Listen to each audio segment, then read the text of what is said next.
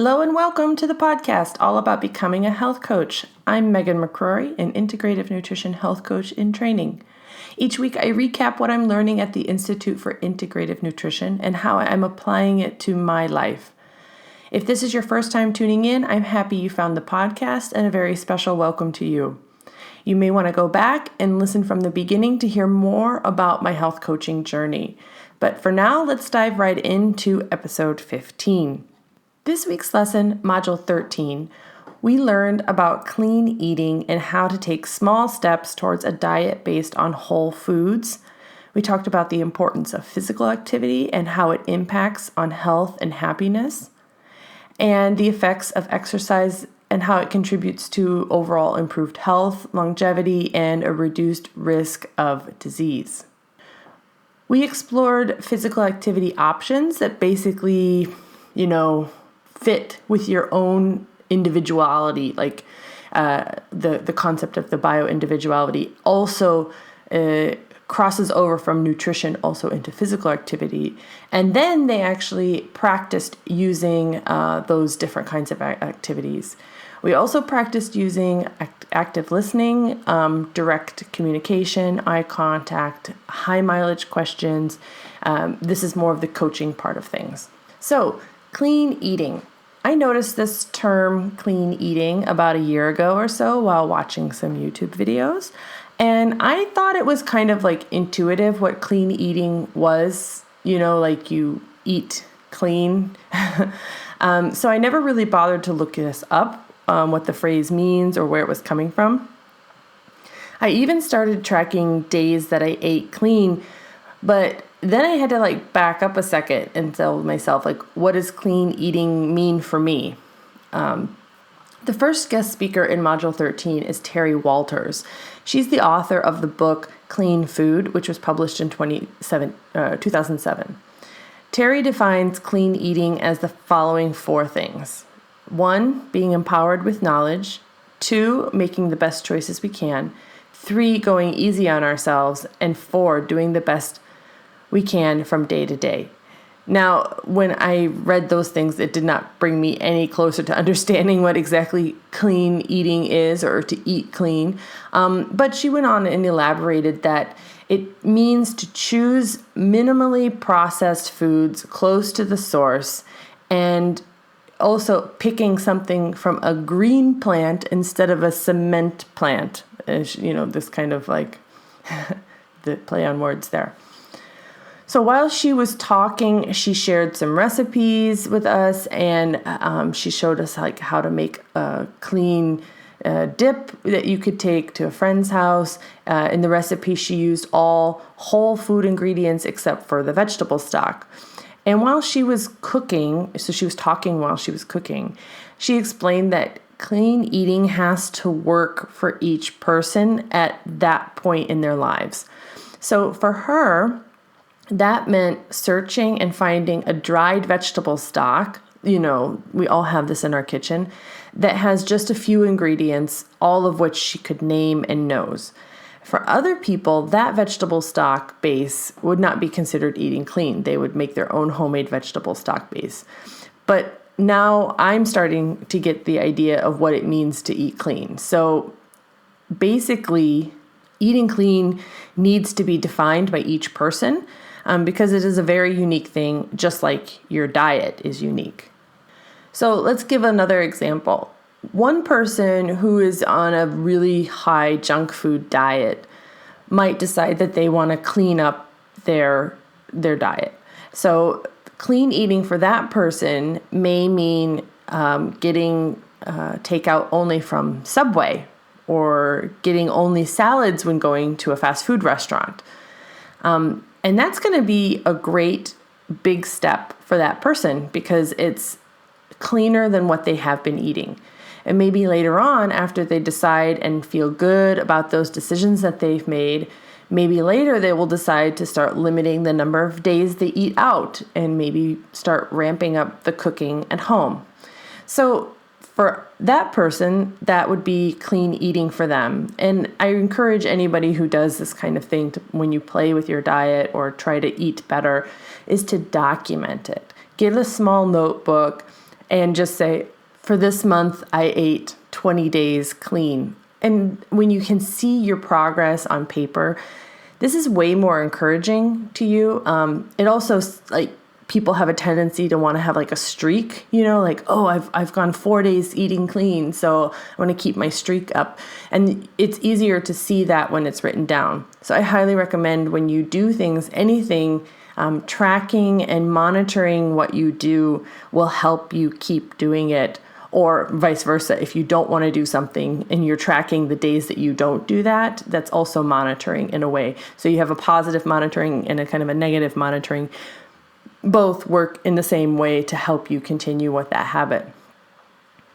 So another person might define eating clean as sticking to a diet that eliminates certain inflammatory food groups. So I have a friend of mine who is gluten insensitive. So she doesn't have celiacs, nothing diagnosed, but there's lots of food sensitivities out there. And she knows that when she eats something with gluten in it, her stomach blows up like a balloon. Okay, so she's identified this. This is one step that's really good, to identify what's causing that. And for her, eating clean might just be days that she goes without eating gluten. And then those are her clean eating days. Someone else might define clean eating as eating only organic, free-range, grass-fed meats and local produce. So there are like infinite number of ways to define clean eating, as there are people and their diets. I really liked the positive way Terry explained this topic, and that the most important part is to be kind and gentle with yourself. Sometimes it's just impossible to eat exactly according to what you'd like to each day. But every day is a new day, and you try again the next day. And somebody asked her, Terry Walters, what is your typical clean eating day? And she's like, there's no typical day. I mean, you just do the best you can each day. So the Institute for Integrative Nutrition provided a bit more information and understanding about clean eating. They have always within the courses. So we have the video lecture with Terry Walters, but the school also provides additional handouts and additional information. So in the additional part of the clean eating part from the Institute for Integrative Nutrition, they give us a bit more information and understanding about clean eating and defining the basics of clean eating as consuming primarily whole, unprocessed foods. I think that's a pretty easy one for most people, because you're not excluding any food group or anything. You're just going, okay, today I ate nothing that came out of a package. That's another way of defining it. So I think that's, for me, if I was to encourage my clients, I think that would be one thing that I would do, is like, try not to have anything that comes out of a package. This means, nothing, right? Just whole foods.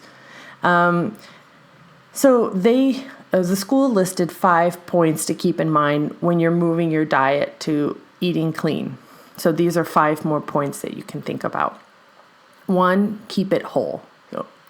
Whole foods. 2, experiment with home cooking. You have way more control about your food when you cook it at home. Number 3, limit refined carbohydrates, which I talked about in a couple episodes ago. Simple carbs, complex carbs, and refined carbs. Maintain constant eating times and try not to skip meals. This one, it's like, I don't know if I would constitute that as part of eating clean, because I think you should eat when you're hungry.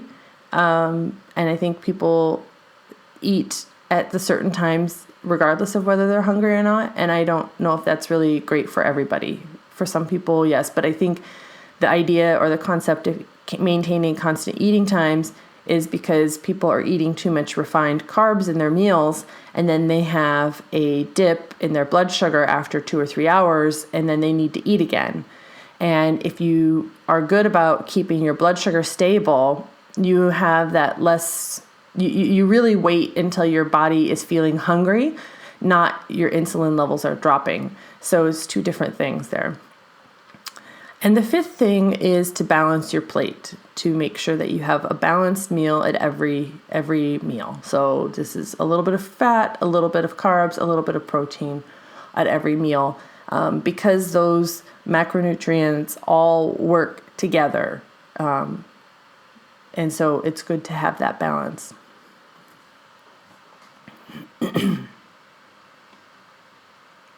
There's also an emphasis on the quality of the food over the quantity of the food. So all in all, I think that this part of the module on clean eating was really helpful for me to understand a little bit more about the different viewpoints of clean eating, and to help define for myself better what a clean eating day is for me.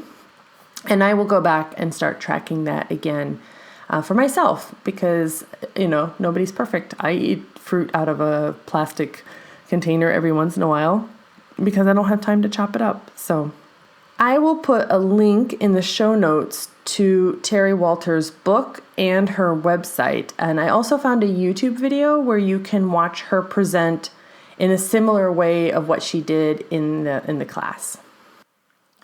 For the first time in the course, a major part of the module was dedicated to exercise and how it relates to our health. We started off with physical activity as a primary food. And the school defines two kinds of food. Secondary food is the food that we eat, and anything we put into our mouth.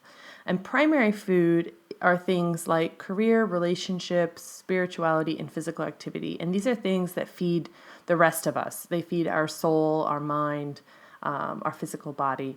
So we need to balance both our secondary food and our primary food to experience real good overall health. So what is physical activity? Basically, or simply, anything that gets your body moving. So I've been active in sports since a very young age, and I really enjoy sports, either individually or with a team. But sport, as most people think, is not the only way to get your body moving. I think it's a big misconception that people think that they have to have a sports team or they have to do something like this to move their body. Basically, anything except sitting on the couch or behind a desk could be called physical activity. Taking a walk, working in your garden, playing with your kids, dancing, cleaning, all are examples of physical activities that don't involve sports. So just moving, really moving. So our next guest speaker, Dr. Jordan Metzel, is a sports medicine physician, and he talked a lot about how exercise can work as medicine. According to Dr. Metzel, moving every single day is the most important thing you can do to stay healthy. And when you do physical activity with a group, you are likely to exercise 20% better than if you did your workout alone, which I think is a good statistic. And honestly, anecdotally, for my own self, as my experiment, my person of one, I can say this is true, right? Anybody that's gone to a Zumba class or a boot camp class or any kind of class, and you do this, or like running with a group of people, you typically are having a better workout than if you just did that alone. So he said it could be used as medicine. So how can it be used as medicine? So he went on to elaborate about a clinical study done in Norway that tested exercise and the prevention of depression. The study found that exercising as little as 1 hour a week can prevent new cases of depression. And I'll link that study because I looked it up. I'll link the study for you in the show notes so that you can check out and read on your own. So this is one way that you can use exercise as medicine and moving. How much exercise should you get in a day, in a week? So Dr. Metzel's minimum required dose is 150 minutes per week. So that's 5 days a week at 30 minutes. And that simply means moving, right? Like getting your heart rate up. And in order to better explain what he meant, he also said kind of intensity matters. So there's 3 different zones he described of intensity. So zone 1 is calm, kind of walking, just walking, right? So you're not out of breath, you're relaxed. That's zone 1. Zone 2 is where you're huffing and puffing. So like you're dancing or you're jogging or you're doing something that where you're breathing a little bit heavier. And zone 3 is really working hard. So sprinting, burpees, intense sports that you're really working hard. And we should aim to get 50% of our workout in zone 1. So that's 15 minutes a day walking. And then another 7.5, 8 minutes in zone 2 and 7.5, 8 minutes in zone 3. So when you break it down like that, it doesn't sound too hard. There are several things you can do. 1, 15 minutes of walking a day. Anybody can do 15 minutes of walking a day. The zone 2, huffing and puffing. So this is really 8-minute jog, an 8-minute jog, or maybe doing some push-ups or jumping a rope. Or for me, I find washing windows gets me huffing and puffing. And then another 7 or 8 minutes doing something like a HIIT workout. This is a high intensity interval training workout, HIIT. And there are plenty of apps out there that do, one I think is called the 7-minute exercise. And it's literally 7 minutes of a HIIT training. And if you just did those 3 things, 30 minutes every day, 5 days a week, you would fit into his model. And basically that would be the minimum for you to maintain a good health. I will go ahead and link to his website and to a video of him doing a fitness course in, I think it's in Central Park. There are 4 different types of exercise that you should focus on to ensure complete physical fitness. And the first is strength, or you might see it called resistance training. And you might first think about bodybuilders. And yes, they do a lot of strength training, but strength training is also picking up your toddler 20 times a day or pushing the lawnmower or climbing a hill. Those are all forms of strength or resistance training. And so as the name sounds, resistance, it's any time that your muscle has to push against something else where there is a resistance of force. They all work your muscles in that way, in providing resistance. And then therefore your muscle adapts to the resistance by building up bigger. The second type of exercise that we should all incorporate is flexibility. And we're not talking like Cirque du Soleil style flexibility, but just increase what is called your range of motion and stretching, essentially. We all stretch at some point, whether it's kind of unconsciously, so like just before we sleep, or when we're just waking up, or when you stand up and you kind of put your arms above your head. So there are times I think you stretch and you're not doing it consciously. Your body senses that you need to stretch and you do that. We should incorporate both static and dynamic stretching into our normal routine. So static stretching is when you get into a position and hold it, and it stays in that position.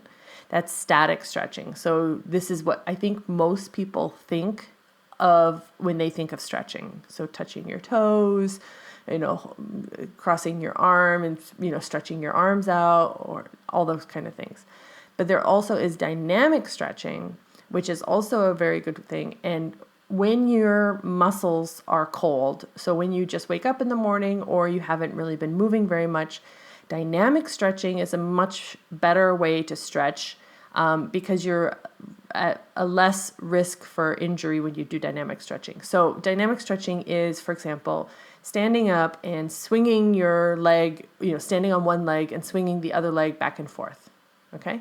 So you don't think you're stretching, but you really are. And you're just moving back and forth and warming that muscle up and stretching at the same time.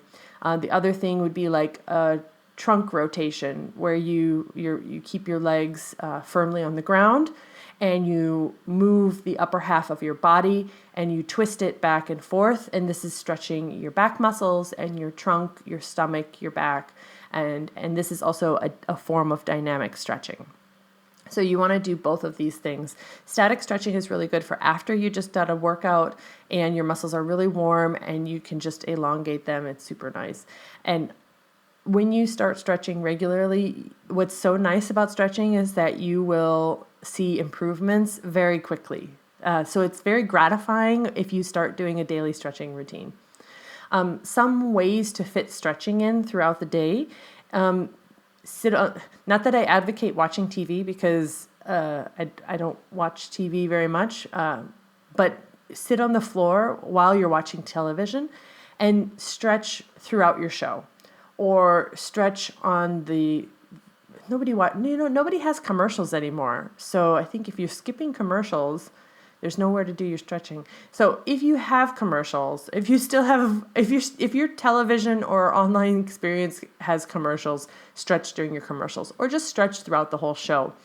Like while you're waiting in the kitchen, while you're waiting for dinner to cook, and you need 2 or 3 minutes for those onions to get all nice and translucent, reach down to the floor and stretch the back of your legs. Do a few squats. Squats are also nice because you're working muscle, but you're also stretching at the same time. And maybe if you're sitting at a traffic stop or you're in a traffic halt, whatever it is, stretch your neck and your wrists. So just putting your hand out and stretching your wrists gently, stretch your neck. There are so many opportunities to stretch throughout the day. And if you need help, think about setting like an hourly reminder, 5 minutes before the top of the hour to stretch. And like wherever you are, try to stretch at that time. If you can't, fine, you'll have another chance in the next hour. And that could just simply be a few little things. And if you do that all the time and you kind of get it into your consciousness that you want to stretch, I think you'll find that you'll have a lot more energy and flexibility. The best yet, I think, in terms of helping you start stretching is to find a couple of stretching videos on YouTube and do one at night and one in the morning. It really only takes a few minutes, and it's minutes that go by very quickly. Unlike when you're doing a 7-minute HIIT exercise, that goes by very slowly because it's hard. But stretching is so relaxing that it goes by very quickly. The third type of exercise is endurance exercising, or what most people call cardiovascular or cardio workout. And most people think of running or aerobics classes when they're thinking about cardio. And I also believe that most people think that this is the only form of exercise. So when you say exercise, people say, I don't like to run, so I don't exercise. But you can do a lot of other things besides running. So if you don't like to run, and that's what you think of, try swimming, dancing, hiking, biking. You could play a sport like badminton or tennis, or I'm not sure if golf really constitutes, but okay, maybe golf. But anything that gets your heart rate into an aerobic burning zone is considered cardiovascular or endurance. And a lot of people, when they first try to lose weight, will immediately go to cardiovascular workouts. And I think by now it's pretty clear that cardiovascular workouts do not really help you lose weight. Actually, most exercise or burning of energy doesn't help you lose weight as much as what you put into your mouth. And there's a lot of evidence out there now. And not to say that these two things are not linked, because typically when people change their diet and start to lose weight, they also start to exercise.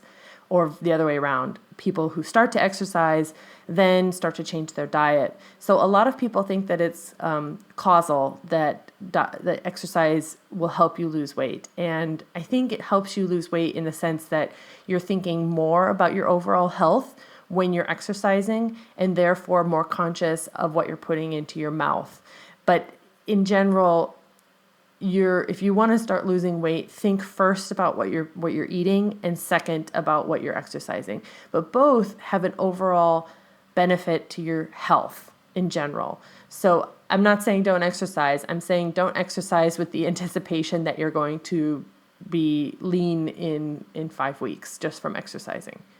The fourth type of exercise, which is one that I honestly did not consider before this course. I was as I mentioned before, doing lots of sports my whole life. So strength training, flexibility, and cardiovascular were always part of all of my sports training.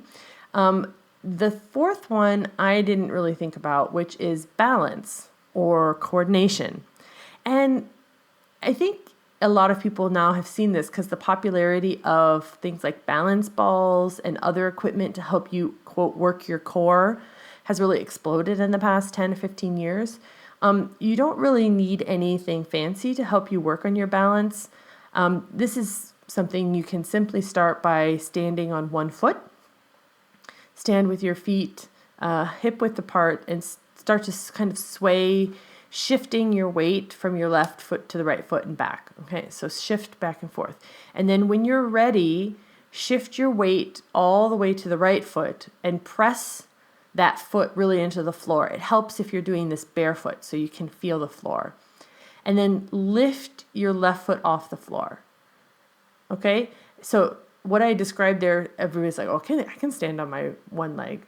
Okay, but if you do it this way, you're really focusing your energy, and when you pick up that left foot, try to place it on your right calf or near your ankle or in your thigh or whatever works for you, and hold it there. If you're nervous about doing this, if your balance is really off, you can do this next to a chair or a wall so you can stabilize yourself if you need to. But the idea is to build up the muscles in your body to balance yourself by yourself. And as you get better at this, and really try it, and you have to try it from both sides, because one side's going to work better than the other side, and it's amazing that one leg is more balanced than the other. And as you get better at this, try moving your arms into all different kinds of positions, and you will see that it's a little harder in one way or another way. And another thing you can do to emphasize this is also try closing your eyes. So, this is a really simple move. Again, you can practice this in the morning or in the evening, or this is a really good one to do while you're in the kitchen. Or if you have a standing desk and you're on the phone with a teleconference, stand on one leg. So these are really easy things to try, but balance is very important as well. And I think that's one of those things that you realize only when you get older and you start to lose your balance or coordination. So those are the four things. So again, strength training, resistance training, flexibility, cardiovascular, and balance. So here are 10 tips for healthy exercising. So number 1, if you're in serious pain, do not work out. I think that we shouldn't have to say this, but a lot of times people think, oh, that's normal, you should have pain. You can have soreness, but you shouldn't have pain. And I hope everybody knows the difference in their own body. Number 2, take at least one day off from exercise every week, meaning you should not be working out. And what I mean by working out, like lifting weights or running or doing some strenuous activity 7 days a week. You can move every day. Walking 15 minutes every day is fine. Don't take a day off from walking, But if you're doing some strenuous activity, please take 1 day off a week.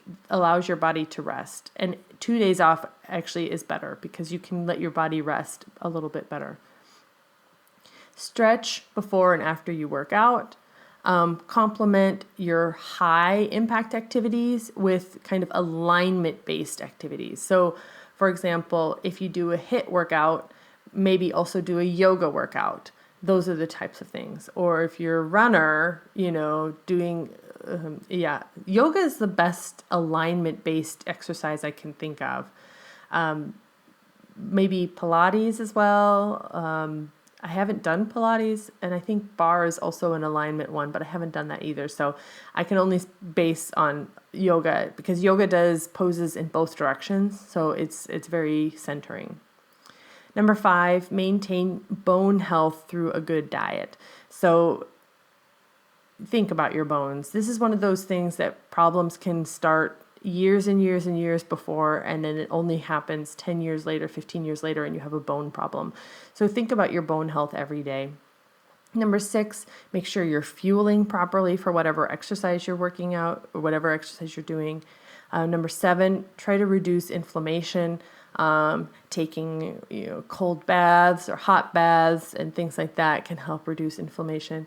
Staying focused on what you're doing at the time. So not, I like to do things in groups, but working out is one of the things that I find that if I'm working out with somebody else and we're chatting, I don't focus as much on what I'm doing. And then you can start to, accidentally lift too much or not focus. So maintain your focus. Number 9 is if you're in chronic pain, get it checked out sooner rather than later. And again, this is something that I can say from experience. So I had started a new weightlifting routine to build my upper body up in order to do pull-ups.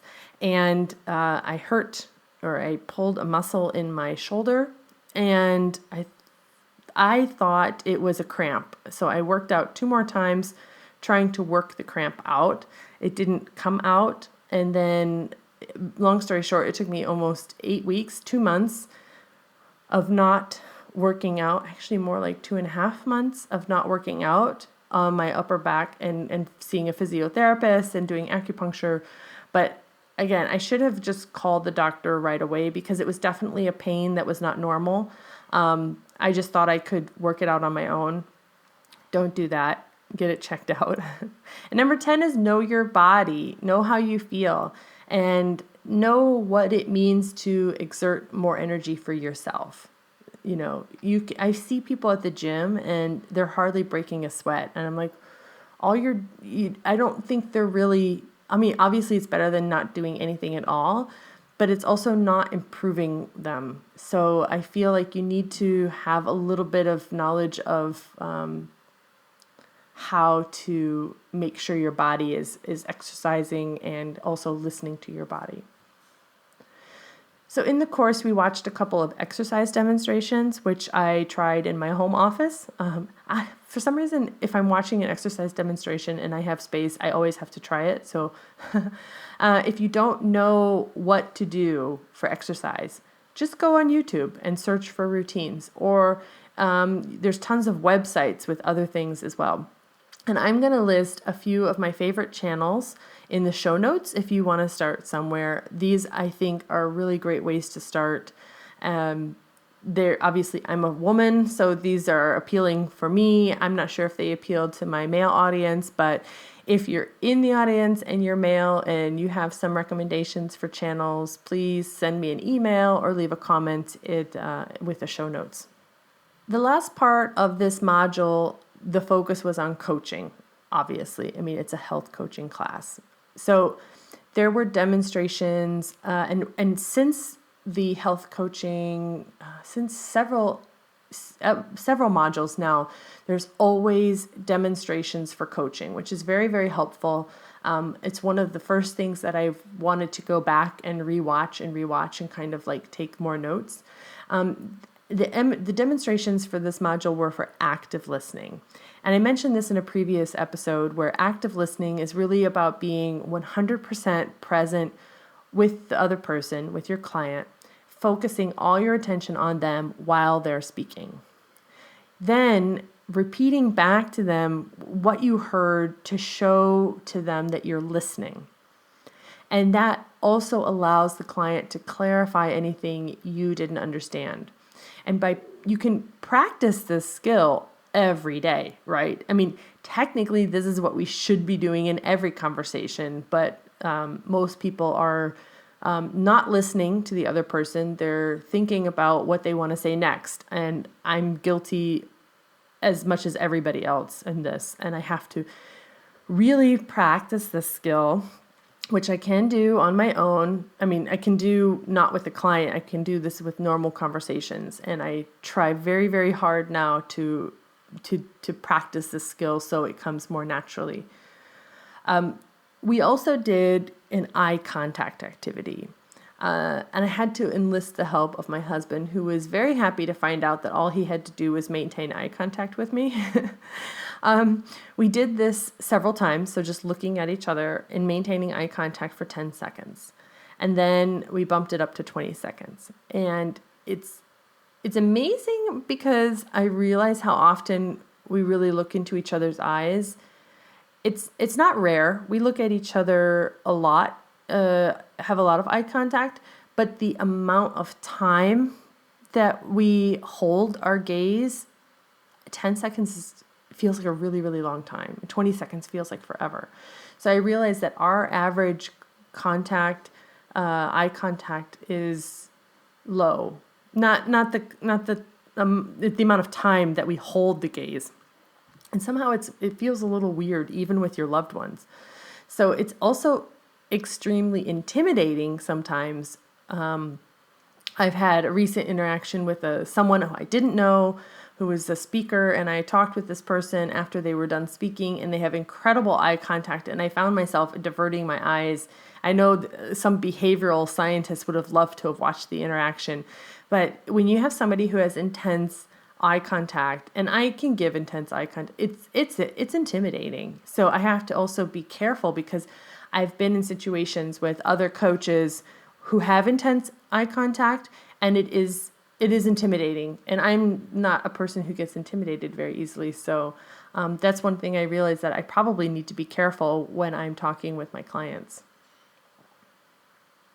The last thing we learned on the coaching side was how to use high mileage questions. And these are questions that cannot be answered with a yes or no. They need to have a multiple word answer. And so some examples of these would be, what would success look like? What has worked for you in the past? Where do you feel stuck? And what do you think you should do?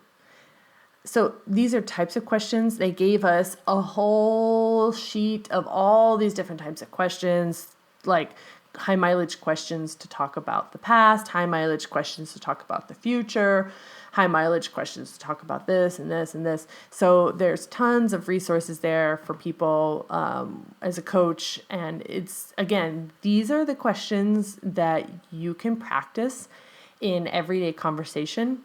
At lunch with someone, dinner, whatever, you can ask those questions to get a response. And so this is, again, what I'm doing in my normal life, is trying to ask these kind of questions to get the other person talking.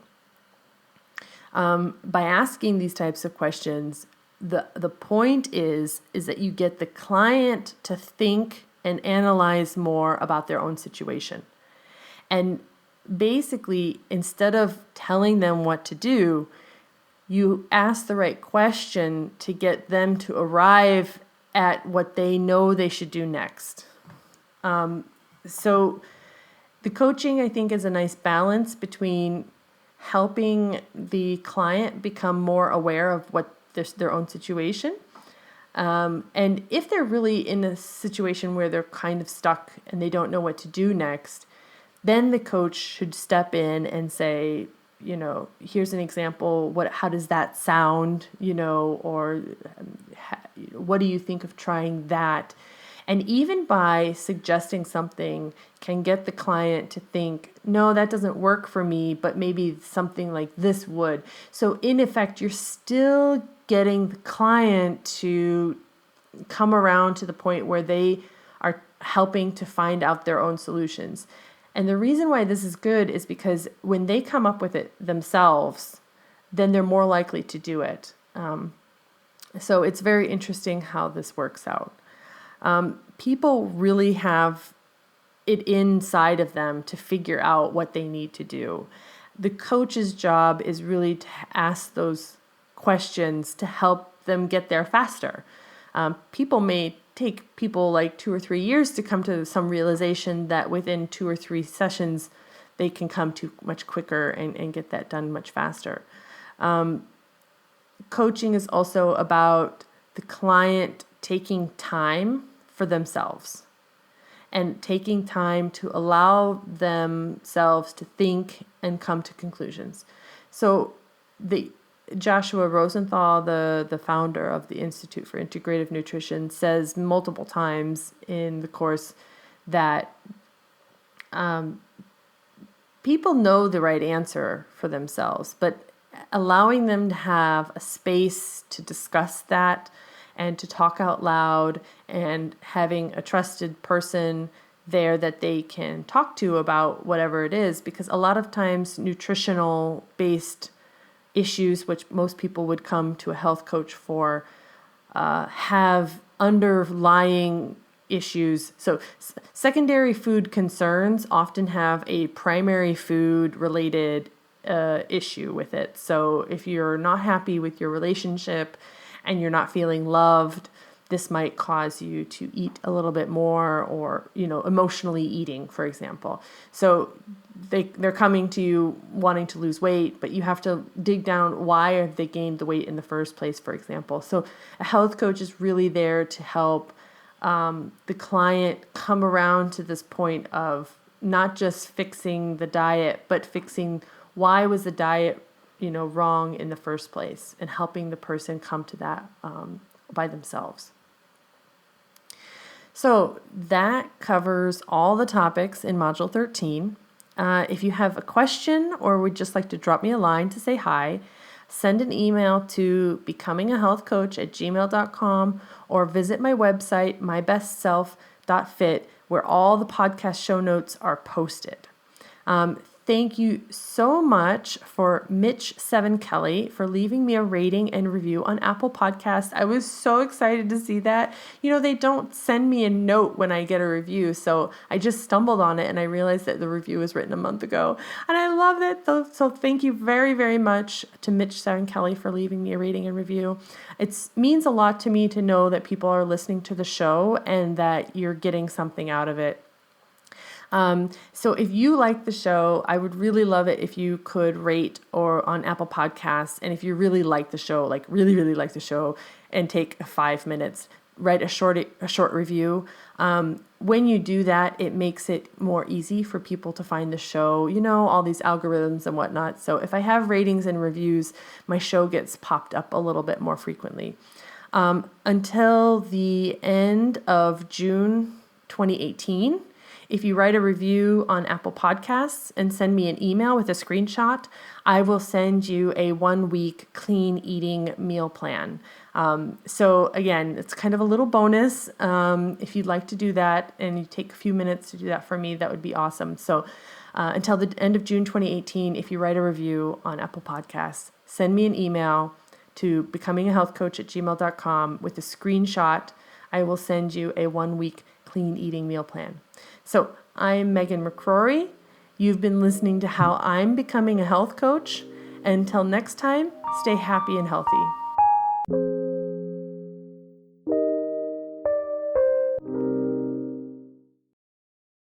Hey, you're still listening. Great. Okay, now I can tell you about my 12-week goal setting session. So in this 1-hour session, I'm going to help guide you through a powerful process inspired by the best-selling book, The 12-Week Year. I know. Everybody at this time of the year starts to think about year-long goals. And I would argue that year-long goals are really hard to contextualize. What is going to be happening in a year from now? You have no idea. But 12 weeks gives you a little bit better understanding because you kind of already have your calendar booked out for the next 12 weeks, kind of know what's going to be going on. So if you can focus your goals on the next 12 weeks, you can make some really big actionable steps towards your long-term vision. So in this 1 hour session, we do talk about long-term vision. We talk about where you want to be. We talk about what your 5-year, 10-year, 3-year, all those goals are. But that's only a brief part. We know we see the long distance view, but let's break that down. And then we get into the 1 to 3 strategic 12-week goals that are going to get you to those long-term vision. Then we're going to put that into a really cool action plan with like checklists and timing and all that jazz to make sure that you are clear and that you have accountability to get those goals done. And then that's not it. Then we are going to tackle your roadblocks because you know you have roadblocks. So we're going to tackle those roadblocks. We're going to create a plan to overcome them. So you know when you start to self-sabotage, you know what you can do to get around those roadblocks. Okay, so if this is interesting for you, it is only 1 hour of your time and it's only 45 Swiss francs. I host this gig over on Fiverr, but I'm also going to put a link down in the show notes. So if you're interested, hit me up.